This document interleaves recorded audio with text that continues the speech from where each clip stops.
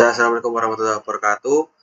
Ini kita akan membahas mengenai beberapa soal dari Bu Pena yang kami dari tim Mardika rasa sedikit susah ya.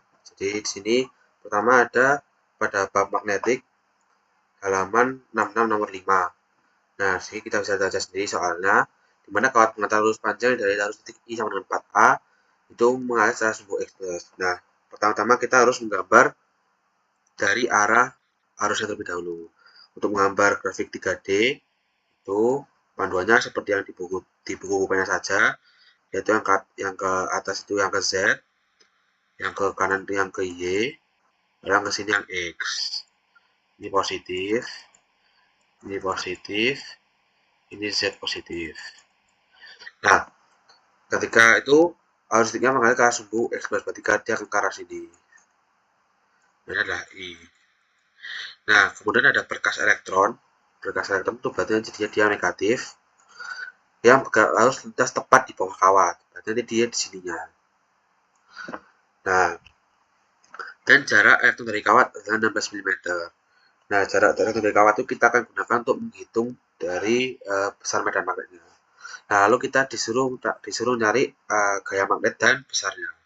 Nah, di sini pertama-tama kita bisa hitung B-nya terlebih dahulu, di mana kita bisa pakai rumus yang telah kita pelajari di subbab sebelumnya, yaitu mu I per 2pi A untuk kawat lurus yang panjang. Dimana yang sama dengan kita masukkan mu-nya kan 4pi 10⁻⁷,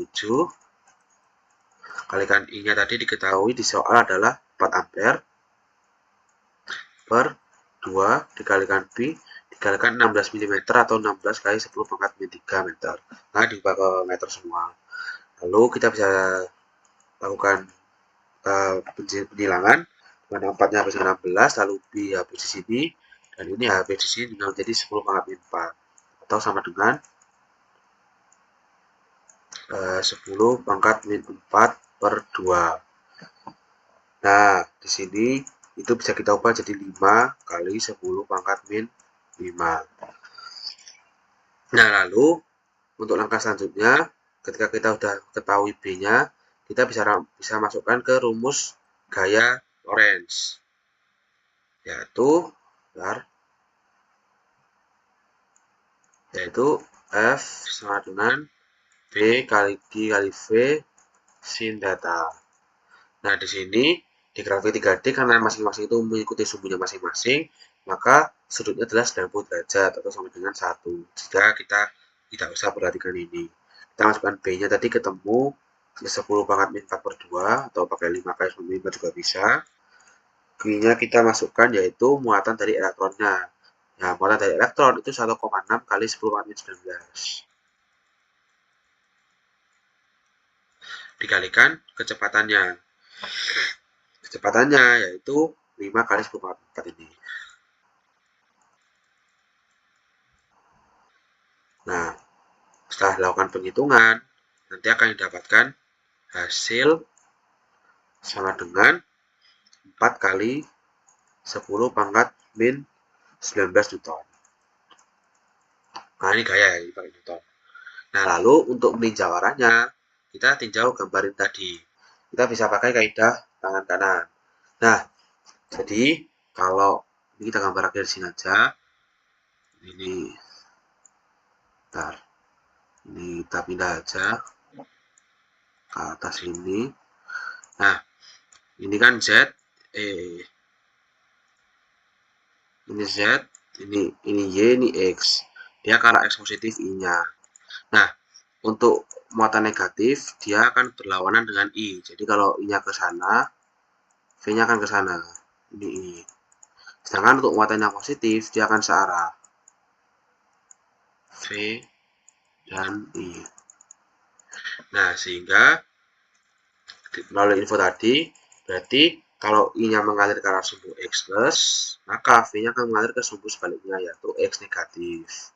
Nah, arah dari kecepatan muatannya.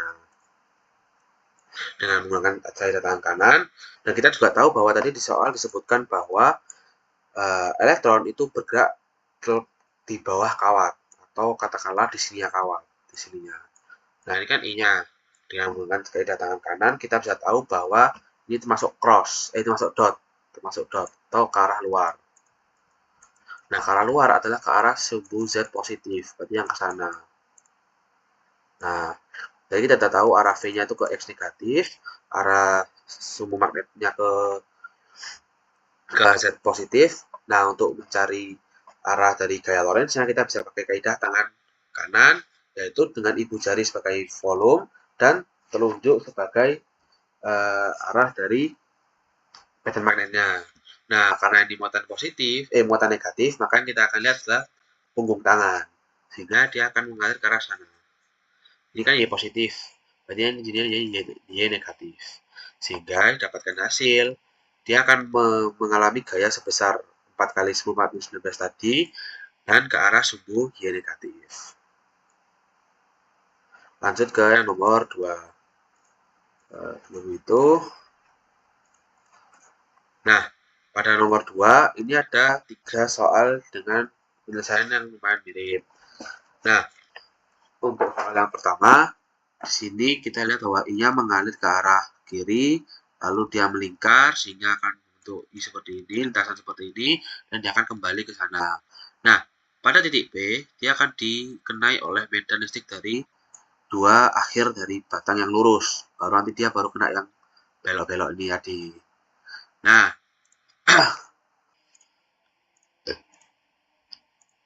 untuk meninjau hal tersebut, kita bisa pakai gunakan rumus filsafat yang sudah dituliskan oleh Mas Tegar. Nah, jadi di sini kita anggap aja ada 3 kawat. Di sini adalah B1, yang melingkar itu B2, dan yang lurus adalah B3. Nah, kenapa ini mempengaruhi titik P? Karena dia, kalau kita pakai daratan kanan, dia akan kena ke sana. Beda cerita kalau misal kayak gini, atau kayak soal nomor B lah. Nah, kalau soal nomor B itu dia nggak kena gara-gara nanti dia medan magnetnya itu dia ke bawah sini, bukan ke sini. Jadi dia nggak meninjau ke area sini. Oke, kita dulu fokus ke nomor A dulu. Nah, yang melengkung adalah V2 dan yang lurus bawah adalah B3. Untuk menghitung B1 dan B3, karena basically mereka berdua kawat yang sama, kita bisa gunakan rumus yang sama. Nah, untuk kawat panjang lurus dengan panjang tak hingga, kita bisa menggunakan rumus Biot-Savart, yaitu mu I per 4 pi A cos kalikan cos alfa plus cos beta. Nah, cos alfa cos betanya itu apa? Nah, ini kan kita lihat ada garis nih, ada titik P, ini titik P, lalu di sini ada kawat. Nah, ini adalah sudut yang dibentuk antara kawat dengan sudut P, yaitu ini adalah 0 dan ini 90, karena dia kan panjangnya nggak terhingga kan. Jadi dia makin lama, kita sudutnya adalah 0, bukan 1, bukan 2, tapi adalah 0, karena dia menuju tak terhingga.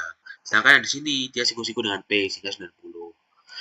Maka kita bisa ubah bentuk menjadi mu I per 4 pi A. 4 pi A itu A adalah jarak dari kawat ke titiknya, dikalikan alfa anggap aja cos 90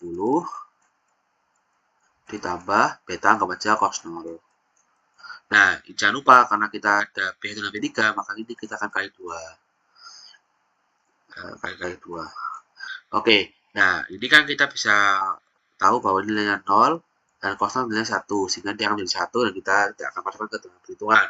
Kita langsung saja tinjau 2 kali mu I per 4 pi A-nya. Nah, ini bisa kita coret sehingga menjadi mu I per 2 pi A. Mu I per 2 pi A. 1 bersamaan 1.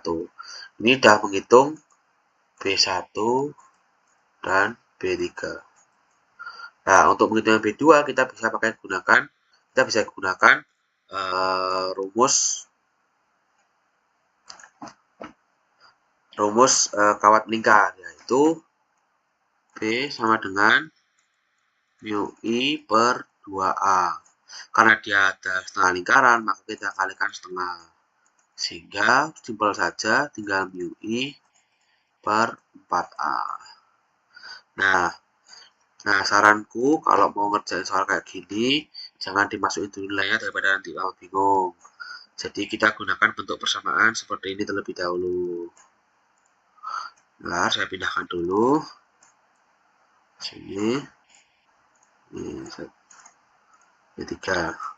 Dan yang atas adalah B2. Nah, kita tinjau sekarang arahnya. Nah, arah dari yang di B1 dan B3 itu seharusnya sama, itu sama-sama ke dalam, sama-sama keluar. Kalau kita pakai kaidah tangan kanan, jempol kita kelupkan ke I-nya, lalu telapak tangan akan menghadap kita, sehingga ini adalah dot. Nah, lalu untuk yang B2 itu juga sama, dia akan mengalami medan induksi magnetik ke arah dot atau ke arah luar, sehingga ketiga medan magnet tersebut itu mempunyai searah, sehingga resultannya tinggal ditambah aja. BR sama dengan B1 tambah B2 tambah B3 sama dengan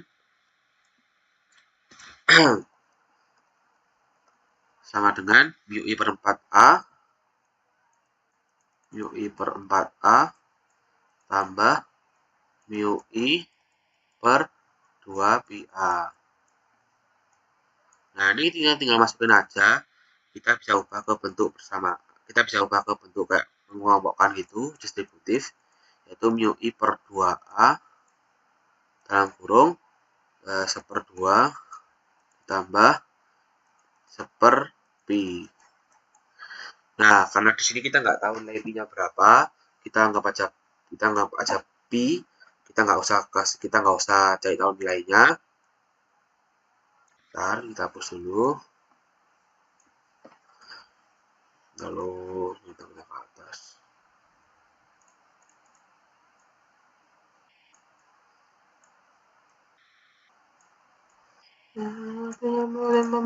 Nah, di sini kita bisa masukkan saja nilai dari mu, yaitu 4pi 10 4pi 7. Lalu nilai dari I yang kita di soal, yaitu sama dengan 4 per 2A, dimana jaraknya adalah 2 cm atau 2 kali 10 kali 2. Lalu untuk 1/2 tambah 1/pi kita bisa pakai penambahan pecahan saja, tinggal jadi pi plus 2 per 2pi. Nah, ini kita bisa tinggal coret-coret manja, coret-coret, ini tinggal 2. Lalu pi tinggal dicoret, sudah. Dan ini 10 pangkat min 2 sama 10 pangkat min 7 juga saja, jadi 10 pangkat min 5. Sehingga hasilnya adalah pi plus 2, 2pi plus 2 kalikan 10 pangkat min 5. Satuannya adalah Tesla atau Weber per meter kuadrat. Nah, untuk sisa caranya yaitu sebenarnya sama saja untuk mengerjakan nomor B dan nomor C, namun perlu diketahui untuk yang nomor C adalah 1/4 lingkaran. 1/4 lingkaran, jadi kita akan kalikan 1/4 untuk B yang melingkar sini. Namun untuk yang pada poin B, seperti yang saya sudah jelaskan tadi, di mana I yang mengalir di sini itu tidak akan mempengaruhi yang di sini. Karena dia lurus lah. Dia berhimpitan sama titik B-nya. Sehingga untuk menghitung poin B, kita hanya perlu menghitung yang lingkaran seperti ini. Kita bisa pakai gunakan cara yang sama. Oke, kita move on ke yang soal berikutnya. Ini adalah halaman 59 nomor 2, di mana ini sebenarnya soal teori, soal logika ya. Nah, objektif kita dalam soal ini yaitu mencari besar medan yang 0. Nah, kita kalau gitu tinjau dulu. Nah, ini adalah ada I1, di mana I1 itu arahnya ke atas dan I2 arahnya ke bawah, betul kan?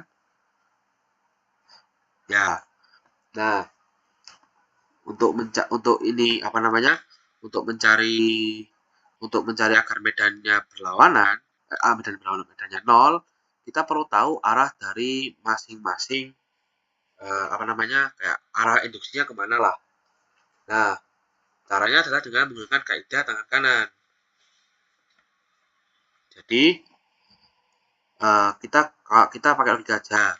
Kita tinjau dia di dalam dua kawat kembar ini. Di dalam dua kawat kembar, kalau kita pakai tangan kanan, maka I1 selama akan menjadi cross. Dan yang ini I2 dia akan juga cross di dalam. Nah, kalau sama-sama di dalam, mereka berdua punya area yang sama, yaitu cross, sehingga dia nggak mungkin 0, karena dia searah. Jadi udah nggak mungkin kita bisa eliminasi poin yang 2, 3, dan juga 4. Jadi jawaban yang nomor ini 3 dan itu salah. Jadi A sama C salah. Berarti tinggal 1 sama 5. Nah, kita tinggal milih yang mana. Nah, untuk yang di posisi 5 itu kan di sebelah kanannya I2. Sebelah kanan I2 berarti untuk I1-nya cross, I2-nya dot. Jadi berlawanan, masuk akal. Nah, tapi juga perlu diperhatikan. Karena posisi titik yang kelima itu lebih dekat dengan I2, supaya lebih 0, maka jarak dari I2, atau kita pakai R, dan jarak I1, itu ini kan ada jarak sendiri yang kebaca X. Jarak I1 itu sama dengan R plus X.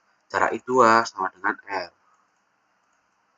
Nah, jadi kita bisa ketahui, kita kan bisa pakai rumus yang kawat kurus taiga, yaitu mu I per 2 pi A. Nah, 2 pi A ini kita bisa substitusikan ke R, sehingga menjadi mu I per 2 pi R untuk yang I2, atau mu I per 2 pi R plus X. Dari kesamaan ini, kita bisa simpulkan. Nah, buat jadi 0, maka ini berdua harus sama sebenarnya. Ini dua harus sama. Bentar. Nah, ini berdua itu harus sama. Nah, tapi nggak mungkin dong. Jaraknya ini kan pasti lebih jauh yang I1, karena dia ada tambahan jarak X. Nah, kita bisa simpulkan. Ini kita anggap aja A, anggap aja ini B. Nah, perbandingannya adalah dari arusnya sendiri. Yang ini adalah mu I2, yang ini adalah mu I1. Kan mu bisa kita coret, kita bisa, itu adalah konstanta. Nah, karena A kan sama dengan R tadi, dan itu ada B juga. Jadi sehingga A pasti kurang dari B. Nah, gara-gara jarak itu berbanding terbalik sama arus, maka otomatis I1 harus lebih besar daripada I2. Kalau dia titik 5. Cara yang sama juga berlaku pada titik 1. Karena dia lebih dekat ke I1, maka I2 harus lebih besar daripada I1. Oke, jadi kalau kita cari di soalnya, tinggal yang poin D, di mana I1 adalah 4, I2 adalah 2 ampere, dan setelah induksi molekuler jadi titik 5. Oke, kita lanjut ke yang nomor 6. Nah, nomor 6, ini soal teori juga. Jadi soal magnet itu banyak soal teorinya. Jadi kita bahas saja. Adanya pengaruh arus listrik I dan medan magnetik kawat bagi mendapat gaya magnetik dengan arah ke. Nah, di sini kita harus meninjau arus, lalu kita tinjau kecepatannya, lalu kita juga tinjau medan magnetnya. Maaf. Nah, di sini arusnya ke arah atas. Berarti kita bisa tahu bahwa medan magnetnya, kalau yang di sini, kan ini kan ada U ada S kan. Kalau U kan dia selalu masuk ke sini, sehingga medan magnet itu selalu ke arah selatan. Ini kan keluar sini, begini. Jadi ini adalah cross, ini adalah dot. Nah, dengan mendapat gaya magnet dengan arah kemana, itu kita bisa pakai kaidah tangan kanan lagi. I-nya ke arah atas, I ke atas, lalu yang medan magnetnya itu ke arah dalam. Kalau kita pakai kaidah tangan kanan, maka nanti dia akan mendapat gaya magnetik ke arah belakang. Oke. Nah, jadi sebenarnya sampai sini saja untuk yang pembahasan soal magnet. Nanti akan ada pembahasan soal listrik. Ditunggu saja, oke? Terima kasih. Wassalamualaikum warahmatullahi wabarakatuh.